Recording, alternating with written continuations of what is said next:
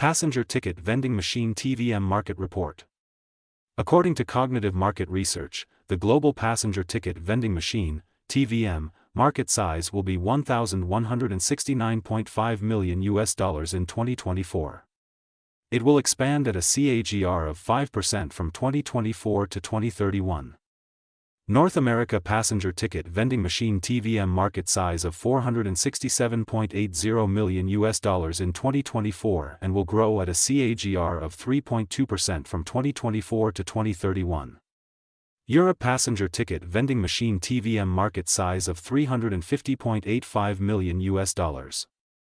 Asia Pacific passenger ticket vending machine TVM market size of $268.99 million in 2024 and will grow at a CAGR of 7% from 2024 to 2031.